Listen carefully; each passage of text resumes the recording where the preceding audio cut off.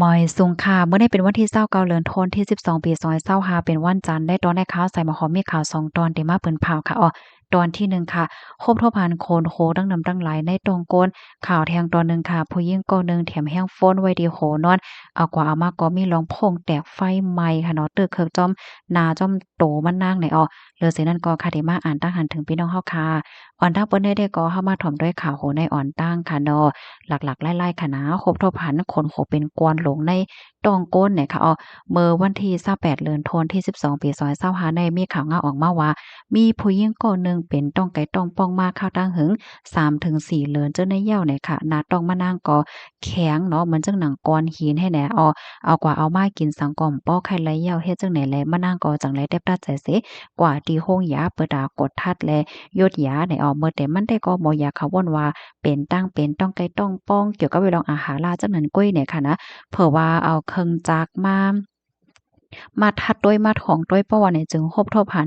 ก่อนหลักๆหลายๆตีในต้องมานางเฮ็ดแนวเนาะหมอเขาก็ตกอกตกใจค่ะเฮ็ดอันนี้ก็ไล่ผ่าออกค่ะนะใจเข้าย่ำอยู่หมอก1ชั่วโมงเจินไหนค่ะเพราะว่าเอาออกมาแล้วเนี่ยก็เป็นโคนโหนออกมาจังด้วยน้ำหนักก็ได้มีอยู่หมอก2กิโลกรัมเจินไหนค่ะตั้งฝ่ายหมอยาเขาลาดว่า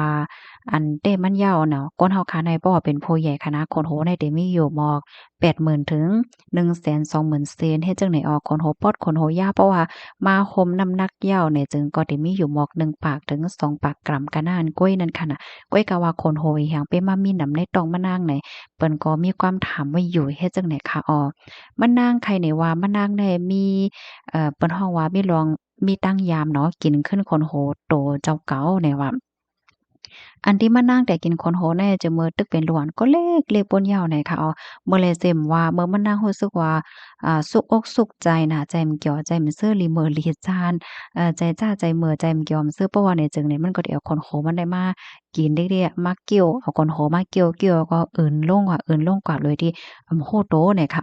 เป็นสำว่ามะนางก็ใหญ่มายาวเนาะมะนางฮู้หลีว่ากินขึ้นคนโหโตเจ้าเก่าได้มันอ่ำกึ่งแลบมันอ่ำลีเป็นว่าในเซตา ก้อยกะว่ามะนางวลาดว่าหำซี่โตเจ้าเก่าไลใน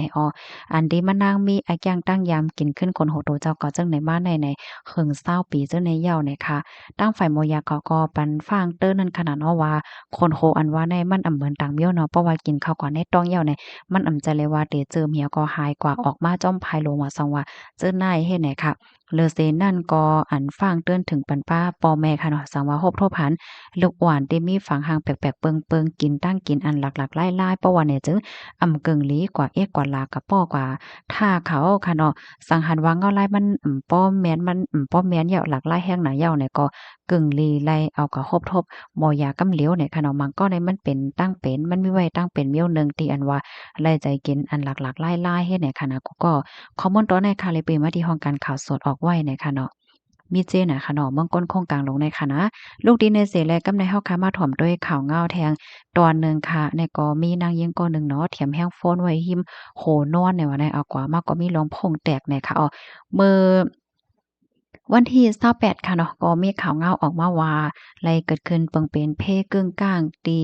ลือตีหนึ่งอันมีไว้อยู่ที่เว้งหูเป่ยเมืองแขค่ะลงได้ก็เป็นกว่าเมื่ออำไปป้อหึงสังที่ป่นมาในก้วยมีนางยิงก่อนหนึ่ง มันนั่งเนี่ยก็ใกล้ๆเถียมแห้งฟ้อนไว้ดีโหนอนเมื่อพ้องหรือเมื่อพ้องนอนนั่นขนาดนะก้อยกะว่ามีอยู่วันหนึ่งค่ะอยู่ๆก็อันเป็นโหปลั๊กไฟอันดีกว่า10ที่คู่ไฟนั่นค่ะนะมันมีหลวงโพงแตกเสไฟไหม้ฮาวแห้งเนี่ยเขาตื้อป้าจอมโตจอมคิงมานั่งจมนาจังไหนค่ะนะซ้ำบ่เป็นค่อยหลงไว้เฮ็ดไหนค่ะแน่มานั่งไหนก็มาเปิ้นผ่าปันฟางเติ้นปันก้นตั้งนำตั้งหลายนั่นขนาดเนาะว่าฟ้าสติกันนำๆนะบ่พ้องตีลือเฮ้อนอนอยู่ว่าซองว่าเฮ็ดจังไหนได้กึ่งลีไลเถียมแห้งฟ้อนไว้หิมโหนอนมันหลีโกหลีกากนะเฮ็ดไหนอย่าไปใจล้าๆหน่อยค่ะมานั่งก็มาฟังถึงปันก้นตั้งน้ำหน่อยค่ะไว้หลังเสข่าวลองได้เปิ้นแพ่กว่าในก็มีก้นมาปันทหารถึงเนาะบางก็ว่าโอ้โฮตกใจได้เที่ยว่าเฮาก็ใกล้เฮ็ดนั้นเฮ็ดจังได๋ได้เฮ็ดแหน่เนาะมันก็ว่าเป็นย้อนเพราะว่าใจเซียนสายเถียมแห้งฟ้นจ้างยามกาถกกาป้อมันโยเฮ็ดแหน่เนาะ เข้าย่ำสืบมาในตั้งฝ่ายมอยาเขา ตั้งฝ่ายมอยามใจตั้งฝ่ายผู้โรงเรียนเขาค่ะเนาะก็เลยออกมาเปิ้นผาปันฟ้างเติ้นว่าเป็นซ้ำว่าเฮาขาดแต่ใจสายอันเตมันว่าในเซตาก็เย้าในเฮาค่ะอำกึ่งลีไลเทียมแฮงโฟนไว้คิมโตเฮาเนี่ยค่ะนะปยก็เบิ่งเฮาขาดแถมแฮงโฟนนั้นไฮไลท์เงิ่งอย่าไปกว่าแถมจำหมอนโหผ้าห่มตีนอนแหละจังได๋ค่ะและสังเฮาค่ะฮบทบหันว่าโหอันเทียมแฮงโฟนเฮาค่ะนั่นค่ะนะมันร้อนแฮงนะล่ะหะมันมีเสียวไม้อันนั้นก็มีเสียงจิกๆ อันแปลกๆจังไหนในค่ะนะเฮาคาโลเลยเกิดกำเหลวเนี่ยค่ะเนาะอย่าไปสืบใจกว่าเหย้าเนี่ยค่ะนางเฮอเตอำเป็นเพศนั่นเนี่ยค่ะข้อมูลตอนนี้ค่ะเลยพิมพ์ไว้ที่ห้องการข่าวสดเอาไว้ค่ะตอนในพลไภัยใกล้เฮ็ดพองในนั้นในป้าข้าวใส่หมอหอมนะอันนี้ก็ยอมรับค่ะเนาะบางบ่เฮาค่ะได้นอนเหย้าเฮ็ดจังได๋เหี่ยวก็เทียมแฮงฟ้อนไว้ที่โหนอนบางทีเหมือนจังห้องลือ25 25เนี่ยที่โหนอนนั้นเปิ้นทำมีโต้นตั้งแหวมีปลั๊กไฟให้เฮ็ดแหนมใจกะกูก็บางปอบางเลยเฮาค่ะเนี่ยก็ใกล้เสร็จแล้วก็เทียมแฮงโฟนให้เฮ็ดเนี่ยเนาะบางก็แนมปลายแถมแฮงโฟนให้เลนโฟนกว่าป้าจ้อมเนี่ยค่ะอันนี้ก็จังเป็นเพศเด็ดๆเนี่ยค่ะไฮไลต์สักทีกันกูก็เสกำเนี่ยค่ะเนาะมีผู้ลี้ภัยใกล้เฮ็ดพวงปันหันถึงมาเลยเนี่ยค่ะนะในตอนนี้ได้ก็มีหนังในก้อยเนี่ยค่ะกำในขาวใส่หมอหอมเนี่ยก็ตีย้อนมาอ่านตั้งหันถึงพี่ๆน้องๆเฮาเนี่ยค่ะเนาะทอมกันอยู่ที่ไรตั้งไรพองค่ะต้องตักกันมาไลเนี่ยค่ะเนาะ เดี๋ยวย้อนมาอ่านตั้งหันถึงกำหนึ่งค่ะเนาะย้อนข่าวยามอีกหนึ่งเนี่ยค่ะจองเล้งยืดสิเหลียวจังเลี้ยงค่ะเมื่อเหลียวเปิ้นที่อันพี่น้องใครอยู่ในเป็นจึงหือพวงไหนนะต้องตักกันมาเลยอยู่เนี่ยค่ะที่มาอ่านตั้งหันถึงยาวค่ะเนาะอ๋อค่ะจ่องหันเปิ้นเอากินอยู่5หมวยหนุ่มนั่นเมืองใต้แต่เฮาเอาหวานสิตุ้งกินอยู่อ้อใจค่ะอ้อหันเปิ้นกินอยู่นะเมื่อวานเนี่ยค่ะเนาะข้าวใส่หัวหอมก็กว่าทำด้วยเอไอเนาะถามว่าจ่องกินไรห้าเนี่ยมันเล็บวานอะค่ะเนาะโอ้โฮเล็บวานเป๋ใจอะค่ะมันเหมือนจังอันเฮาไก่ก็ซื้อกินที่มันหนุ่มๆอันเขาเฮาว่าบิงซูอันว่านั่นค่ะนะ เอไอลัดว่าบ่ถามว่าจ่องกินไรห้ากินไรอยู่เนี่ยว่าก้อยกะว่าโลแลสติว่าจ่องมันหมดสายนั่นน่ะเนาะมันหนังฟิงฟ้ามันเหมือนจั่งว่าจ่องมันมันตกลงมาติแหละจ่องมีดลิ้น525แหละจังแน่เนาะเขาก็ว่ากินได้กินไรอยู่ก้อยกะโลแลฟ้าสติลองหมดสายจังได๋อ้อก็มาแทงทหารถึงอันหนึ่งค่ะเนาะว่า เฮาถามว่าไซมอคอมอยู่ไว้ที่เมืองไทยนะไอ้แก้วว่ากว่า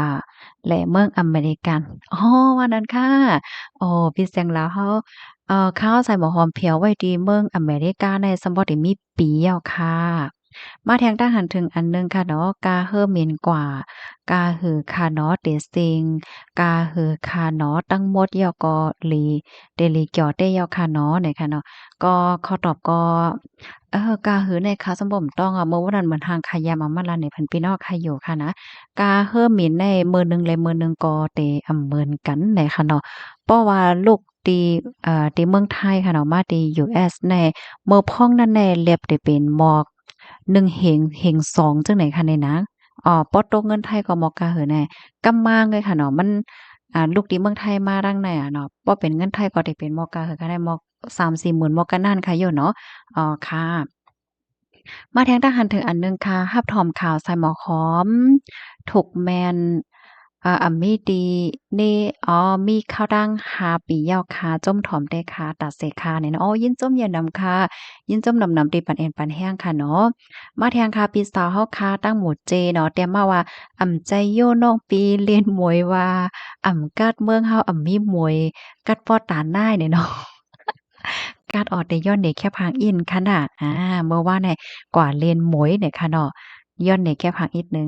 อันนี้ค่ะเป็นหางมวยค่ะนะพอถามว่าจองกัดห้าเนี่ยกัดออกกัดเด็กกัดว้าเนี่ยข้าวใส่หมอหอมกวาดเลนค่ะนะไล่ตื้มหมากโหไล่ใส่โ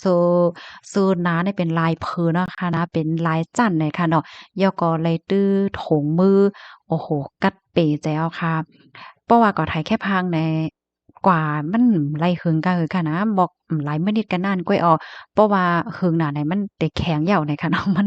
กะแทงหน้าอาลามันเหมือนจังหนังเฮาค่ะอยู่ไว้ที่ในตู้เย็นน้ำแข็งนั้นเหย้าไหนค่ะอ้อนะกะแทงหน้าค่ะ ก็มันเมื่อพ้องตีหมวยตกเมื่อวานแน่ค่ะต้วยแน่เมื่อพ้องหมวยตกในตั้งกัดมันน่ะติมีอยู่3หมอก3ดีกรีค่ะโยหมอก3เฮ็ดจั่งใดโยก้อยกำมื้อเหลียวในหมวยตกเหิดแล้วค่ะนะวายเสหมวยตกมื้อเหลียวในก็มื้อเหลียวในมี-3 -3 ตั้งไทยเนี่ยเขาเอา-3เฮ็ดจั่งใดใครเนี่ยนะมือเหลียวได้กำเหลียวอะมือเหลียวที่อันปล่อยเสียงไว้อยู่พ้องย่ำเหลียวในเนี่ยเขากัดเขาออกกัดเด็กกัดว่ามันเป็นน้ำแข็งอะต่อถึงมือเหลียวในเพราะว่าเปิดพักดูกว่าเนี่ยก็มันขาวกับเสียงมดอะตึกเผิกกว่าเสียงมดค่ะมันอำไปเจิมเนี่ยค่ะเนาะตาได้เจิมได้ใจข้าวยามอยู่หลายวันอยู่ค่ะนะหลายมื้อหลายวันอยู่ เพราะว่าฝนตกลงมาเนี่ยได้ก็เตจิ้วเจิมอีกหนึ่งอ้อเพราะว่าฝนตกแต่หึงน่ะค่ะมันก็ขาวลงไว้เฮ็ดจั่งใดเอาขาวกูก็ค่ะกำเนิดที่ย้อนมาอ่านตาหันถึงแทงหน่อยค่ะเพราะว่ามาด้วยในตอนได้ก็จึงหนังไกลาดันยาวค่ะฝิงฟ้าเมืองเฮาในแคมป์น่ะค่ะนะเขาใส่มาความว่ากัดกอกัดหลีมันกัดแต่กัดว่าค่ะดอกโอ้ตั้งใดแต่กัดแฮงน่ะค่ะก้อยกะว่ากามหลีที่ว่าลงปองจึงเขาเปิ้นมีไว้ปันอายโอนค่ะมันเหมือนจังหนังเขาเฮ้าว่า Heater เนี่ยเพราะเมืองเฮาก็เหมือนจังแอร์นั่นค่ะนะแอร์ก่อนน่ะก้อยน่ะว่ามันสิมีลมร้อนออกมาเฮ็ดจั่งใดคะอ้อ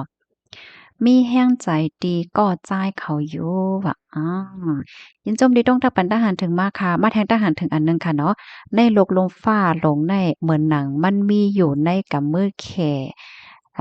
แหลงแลราชาเหย้านี่ค่ะว่าเนาะในก็ปีเฮาค่ะปันทหารถึงมาค่ะเนาะโอ้โฮเพราะว่าเฮาค่ะมาด้วยแน่ๆโลเป็นใจเพคอค่ะเนาะเปิ้นคับเปิ้นเคิงแท้ๆเนาะมาแทงทหารถึงอันหนึ่งค่ะ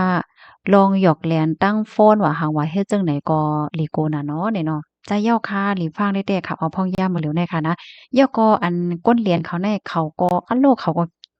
เรียกหน้าแต้นะเขาแลนเปิ้นแน่นะนั่นเหย้าอะก้อยกะว่าเพราะว่าเฮาเลียกเหตุเขาได้เขาก็เต็มแลนเฮาเลยเนาะ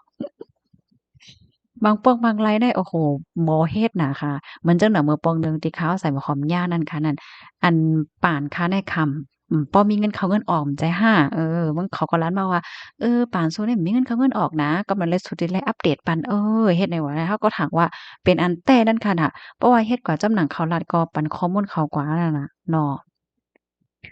มาแทงทหารถึงอันหนึ่งค่ะ ต้องตักกันบ้านไรค่ะเนาะเป้ใครยินเสียงหนาเย้าได้ว่าเนาะยินโจมตีปานเนนปานแห้งค่ะติดตามไว้เลยค่ะเนาะลีอยู่ป้อเป็นจึงนั้นแต่ลีเต้เย้าเนาะโอ้โฮวันนั้นค่ะ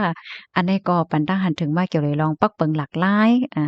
ตีม่วนแขตีเดิงเฮ็ดจั่งใดค่ะเนาะมันก็ก่อเตหลายใจค่ะนะมันก็ว่า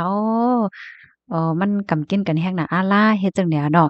มาแทงค่ะอยู่ที่เมืองใต้เฮาไสถ่อมอยู่ค่ะอ๋อค่ะ ยินโจมตีรัฐนี่มากค่ะนะ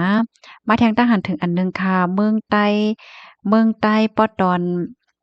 เอาผาก้านถ่อมอยู่เนี่ยเนาะอ๋อค่ะยินจมค่ะมาแทงค่ะปักเปิงจึงไหนก็แคบอยู่หันถึงจ้อมอยู่เนี่ยค่ะโอ้โฮมีก้นหันถึงจ้อมเป็นหลายก่อเนาะปักเปิงหลากหลายลองนาหอต่อเคิ้นว่าหังไหวเฮ็ดจังไดนั่นนะ มาแทงค่ะคำสาน้องคำสาค่ะเตรียมมาอาสากลเฮาในบ้านอยู่ไลเป็น2-3ปากอยู่ที่ไลก็เพราะว่าถึงข้าวสุดเซ็งมันก็แวไลอยู่ยาวค่ะแม่นแต่ค่ะเนาะแม่นแต่ยาวค่ะมาแทงตั้งหันถึงอันหนึ่งค่ะหลีมองใจจ้อมโพใจายก็อ่านไลลูดเซ็งเมื่อจำถึงปางแขกนั่นแลรู้ชื่ออันทบเพศแผ่นลินไว้นั่นได้ยาวค่ะไหนเนาะ ใจเหย้าค่ะเนาะเมื่อพกเหมือนจั่งว่าแทงวันหนึ่งก็เป็นวันปางแขกเหย้าเนี่ยค่ะเนาะซ้ำเฮ็ดกว่าจั่งใดมันก็หันเปิ้นปันตาหันถึงค่ะเนาะว่าเขามันใจนั้นเฮ็ดดีโตมันใจขึ้นโยเหมือนหยังว่าว่นนำคำใจเฮ็ดจั่งนี้หั้นนะบางก็ในค่ะน่ะกูก็เป็นตั้งเป็นคิงเอามองใจอะเออเฮียงแลก็บ่ฮู้อะนะข่าวใดก็แค่ปันตาหันถึงว่าคนเฮาค่ะในโหลหมอเกี่ยวค่ะนะมันบ่โหลวนนำแฮงน่ะค่ะอาล่ะค่ะในเมืองก้นโคงกลางลงในก้นที่เปิ้นมีภาวะจัดปานดีหรือเฮาก็มี คนที่เป็นตุกข่าหรือเฮาก็เมียกำนั้นมันป้อโหลเลยโว้นี่หังนำนะค่ะได้ก็ไข่ปันดังไข่ใจจึงนั้นเหย้าเนี่ยค่ะออมบอกเดะตะว่าหอมเตะค่ะน้อใจเหย้าค่ะมาแทงค่ะหลีโกได้เหย้าค่ะเนาะไหนเนาะอันนี้ปันดังหันถึงมาลองยอบลูกอ่อนใจเหย้าค่ะหลกฟางดำๆค่ะเนาะกับปานบ่เหลียวได้ค่ะนะมาแทงค่ะปันแห้งอยู่ค่ะอ๋อค่ะยินหลียินโจมค่ะ ปันแห้งใจอยู่ไหนน้อยยินโจมตีส่งโคใจมาเตรียมมาไหนนะบรรดาหันถึงมาเลยค่ะนะถ่อมกันอยู่ที่เลยตั้งไรพองก็เป็นแห้งใจได้เด้อค่ะปีใหม่ในเด็กกว่าเลกันตีไรค่ะเด็กกว่าแอวกันตีเลยตั้งไรพ่วงบางก็เตเฮ็ดกินตั้งยำเนาะเตเฮ็ดกินมอมไป กินหม้อไม้ให้กินหมูกระทะให้กินเนื้อปิ้งห้าอำนั้นก็กินอีสังกันพองกินข้าวต้มก๊วยห้าในโอโปลัดในกันมาไลในค่ะนะน้ำใจก้นกอยอกมาติ๊กๆยอกค่ะเนาะว่าอันนี้ก็บันทหารถึงมาตีเหรียญนั่งยิ่งนั่นยอกค่ะก้นเฮาค่ะในเมืองก้นคงกลางตรงแน่ก้อนหนึงและก้อนหนึงก็อำเหมือนกันค่ะเนาะหลีฟังได้แต่เนี่ยค่ะมาทางทหารถึงอันหนึงค่ะในโลกกำผาลงในมันอำลอดไลอ้อค่ะอันนี้ก็บันทหารถึงมากค่ะเนาะ ในโลกกำผาลงในมันอำลอดไหลในมือแขแหลงเหย้าในหมักตาก้นตั้งนำนั่นอำมีอเมริกันเหย้าโอ้โฮว่านั้นค่ะเพราะว่าเฮาค่ะมาวนด้วยอันคอตักนายอันเตจังเป็น2026นั่นค่ะนะพี่น้องเฮาอันนี้ก็มันปาคอนได้ค่ะนะอันนี้ก็หลีปักตาไปด้วยอยู่เหมือนกันเลยค่ะเนาะหลีปักตาไปด้วยอยู่เหมือนกันเฮแลเฮามาอบโอ้กันอีกหนึ่งค่ะเนาะพอเฮามาด้วยในโลกลมฟ้าโลงแน่มใจค่ะ เมืองหนึ่งเลยเมืองหนึ่งเนี่ยลอกไล่อุเปิงพ้องก็มันก็เหมือนกันค่ะเนาะเหมือนจังหนังลอกไล่อุเปิงพ้องงำรวยไล่อันไหลก็เหย้านะอันลำลองมันได้แต่ก็เป็นโพนน้ำนั่นค่ะนะมันจังว่าคอมมิวนิสต์เนี่ยก็สังว่ามีโพนน้ำอันหลีโพนน้ำอันแกะโพนน้ำกัดเขียนเฮ็ดปันตอนดาก้นเบิ่งเลยวันเมืองไหนมันขึ้นใหญ่ไว้แฮงหนาในค่ะว่านะเปิ้นว่าอันไหนคัดหอมโพฮู้เขาเปิ้นลาดกุ้ยเนี่ยค่ะเนาะ มันคืนใหญ่ไว้น่ะเฮาก็เพราะว่าเขาได้เฮ็ดได้สร้างอีหยังก็มันไวอะเนาะตัวอย่างเปิงแต๊กมันแหน่มันจั่งว่าแค่เปิ้นเผาแต่จอยแคมโปเดียเนี่ยมันจะกำเหลียวกว่าเนี่ยโคได้มาถึงกำเหลียวให้เนี่ยเนาะอันนั้นได้ก็เขามันจะแล้วมายองอ้ำก็ค่ะนะเฮาละในตัวอย่างเปิงแต๊กมันให้เนี่ยมันไวอะเพราะว่าจอยเนี่ยก็มันแห้งๆมันก็ไวแฮงหนาให้เนี่ยนั่นน่ะเนาะอ่านั่นหยาเพราะเป็นเหมือนจังหนัง มีโอดีอันเปิ้นบางเมืองซ้ำผู้นำมื้อหนึ่งและมื้อหนึ่งมันห่ำเหมือนกันเฮ็ดเนี่ยปานหนึ่งและปานหนึ่งและมันก็ห่ำเหมือนกันเฮ็ดให้น่ะเนาะมันก็มีทั้งข้อดีและข้อที่อำหลีหั่งไผหั่งมันน่ะค่ะเนาะเหมือนจังหนังเพราะว่าบางเมืองบางเปิ้นตีอุปเปิงพ้องงำรวยไร่คอมมิวนิสต์ก้วยก็ว่าเพราะว่าย่าผู้นำที่บ่วนตาก้นเมืองและวันเมืองเนี่ยก็ข้าวตั้งหึงหลายปีหลายสิบปีหลายปากปีก็มันก็เหมือนเก่าเหมือนเหลวเฮ็ดให้นั่นน่ะตัวอย่างเปิงแต๊กมันน่ะเพราะว่าเฮาค้ามาด้วยข้อดีของ democracy ซ้ำไหน4ปีเลย1ปอก4ปีเลย1ปอกเปิ้นก็แหลกหลายได้ถึงนั้นขนาดเนาะมันจึงว่าปานในอำลีเนี่ยก็แทงปานหนึ่งมันก็จังเป็นหลีปานในหลีน่ะแทงปานหนึ่งอำลีก็จังเป็นเนี่ยมันมีลองแหลกหลายเฮ็ดให้คันนี้เนาะ พี่น้องคะรับถอมยาวหันเถินเสื้อพองเนี่ยก็บรรทหันถึงบ้านไรได้ค่ะนะมาแทงคาเมืองคมตุ๋มอันนี้ก็บรรทหันถึงมาเกี่ยวกับไปลองปังเลือกตั้งเฮ็ดจังได๋ค่ะว่าได้นะเมื่อวานเนาะวันที่28เนี่ยก็มีพี่ๆน้องๆเฮาค่ะเขาอันกันกว่าเลือกตั้งกันได้ค่ะเนาะเงาลายเตเป็นหือได้ก็โอ้ยาวในค่ะเนาะเฮาค่ะก็สืบไปด้วยกว่าเฮ็ดจังได๋ค่ะนะปังเลือกตั้งที่ในเมืองคมตุมกำในแหน่เปิ้นจัดเฮ็ด3ปอกค่ะเนาะปอกที่1ก็วันที่28ปอกที่2ก็วันที่11เนาะปอกที่3ก็วันที่25เนี่ยค่ะอ้อค่ะยินจมมีนำถึงกุกกุกก้นตีปันหันถึงมาเนี่ยค่ะเนาะสังว่าข้อความอันไรดีตกคงตกหายอำไรอ่านแม่นยาเนี่ยก็ย้อนน้อมใหญ่นำค่ะเนาะหมายสงค่ะ